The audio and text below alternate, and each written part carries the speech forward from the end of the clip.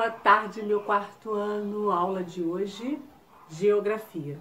Vamos pegar o nosso módulo 3, por favor? No nosso módulo 3, nós vamos lá para a página 300.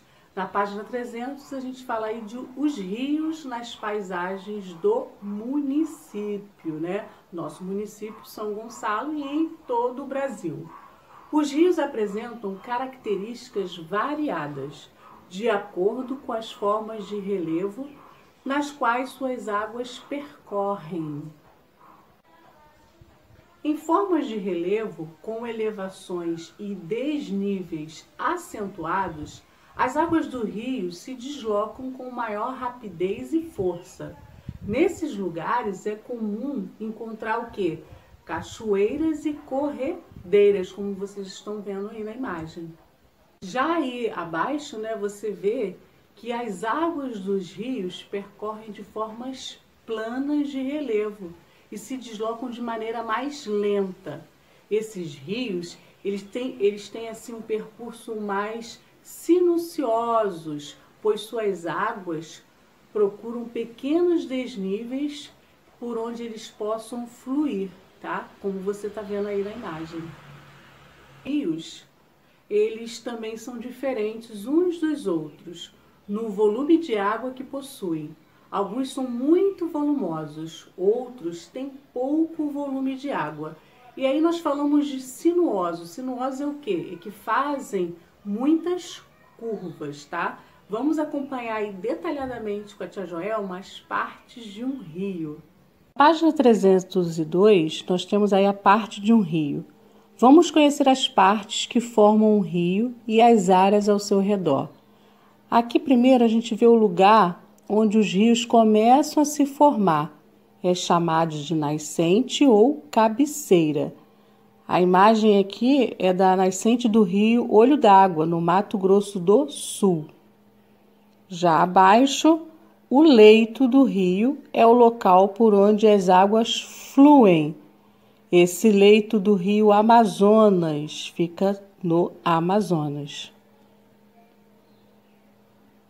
Já aí na 303, né, nós temos a margem, que é a porção de terra que fica imediatamente em cada um dos lados do leito do rio. Em geral, apresentam matas ciliares, que servem de proteção para os cursos de água. Aí você vê a mata ciliar às margens do rio Taquari, no Rio Grande do Sul. É importante preservar as matas ciliares, pois elas protegem os rios e os outros cursos de água contra alguns tipos de problemas, como a poluição das águas e o assoreamento. Agora você vê o rio, ele despeja suas águas no oceano ou em outro rio no local chamado foz ou desembocadura. Aí você está vendo foz do rio Tatuamunha, em Alagoas. E aqui abaixo a gente vê o assoreamento.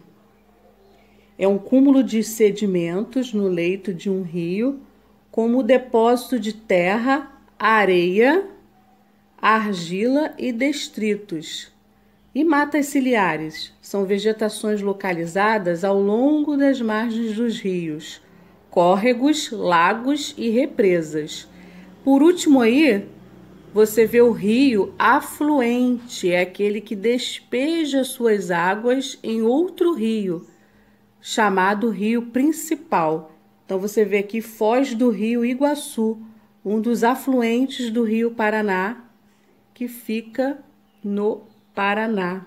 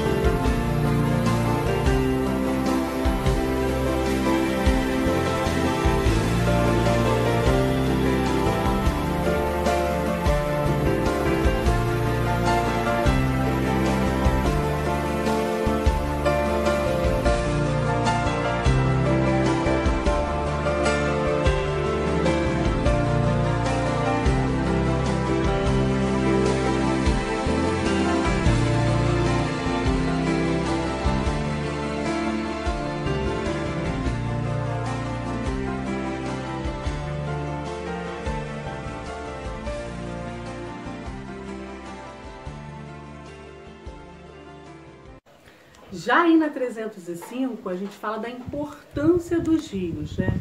As pessoas elas precisam das águas dos rios para quê? Para nossa sobrevivência, para desenvolver também atividades econômicas. Eles podem ser aproveitados como fonte de água para usos domésticos, os rios muito utilizados também para o abastecimento de água nas indústrias, para a área pecuária e a área agrícola. No Brasil, existe uma grande quantidade de rios extensos, alguns profundos e volumosos. Essas características elas favorecem, né, na utilização dos rios para outras atividades, também de grande importância para a sociedade, para nós, né, como a geração de energia, o transporte de mercadorias e também de pessoas. Vamos acompanhar aí os exemplos que o módulo nos deu. Já aí na página 306 a gente continua com os exemplos, né? Os rios, eles também são muito utilizados para a geração de energia elétrica, como eu falei anteriormente, e sobretudo, né, os que percorrem relevos com desníveis, né, acentuados, como você está vendo aí na imagem que a tia está mostrando. Muitos rios, né, são utilizados como vias de transporte, como eu acabei de falar também, para as pessoas e para as mercadorias, principalmente nas regiões de difícil acesso, onde existem rodovias, onde não existem, né, rodovias ou ferrovias, como vocês estão acompanhando aí também. Já as pessoas também utilizam os rios em seus momentos de lazer, praticando atividades esportivas como mergulho, canoagem e rafting, como você também está vendo aí na imagem. A tia vai deixar atividades para vocês fixarem esse conteúdo. Qualquer dúvida, vá lá no privado da tia Joelma. E daqui a pouco também a gente tem o nosso encontro no Zoom. Aguardo vocês. Um beijão, fiquem com Deus e se cuidem.